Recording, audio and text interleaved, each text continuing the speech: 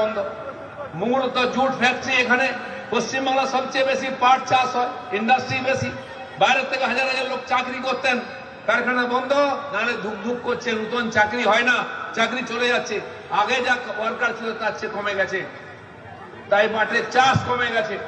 পাটের চাষ বাড়লে, ইন্ডাস্ট্রি বাড়লে বাংলার লাভ হবে।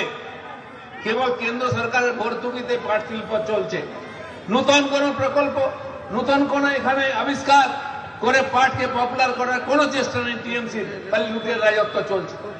এই আশেপাশের নৈহাটি এলাকায় হ্যাচারি আছে, এখানে আমরা মাছের ডিম ফুটিয়ে চারা তৈরি করি, কিন্তু এখানে পুকুরে চাষ হয় না, সেই চারা বড় হতে অন্ধ্রপ্রদেশ যায়, যেমন হস্টেলে বাচ্চা রেখে আসি, ওখানে ছেড়ে দিয়ে আসি, সে 1 কিলো 2 কিলো 3 কিলো হলে আবার গাড়ি করে বাংলায় চলে আসে, আমরা খাই।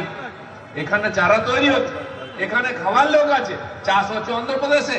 বাংলা একদিন মাছ চাষে 1 নম্বরে ছিল, এখন 2 নম্বর 3 নম্বর হয়ে যাচ্ছে।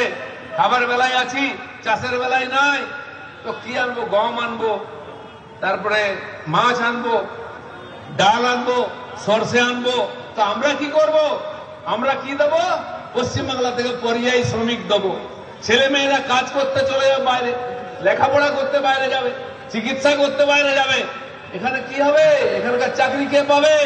যেটা বলছিলেন অর্জুন দা, বাংলাদেশ থেকে অনুপ্রবেশকারীরা, রোহিঙ্গারা এসে এখানে লোন পাবে, টোটোর জন্য লোন পাবে, আবাস যোজনার বাড়ি পাবে, শৌচালয় পাবে, গ্যাস পাবে, রেশন খেয়ে নেবে।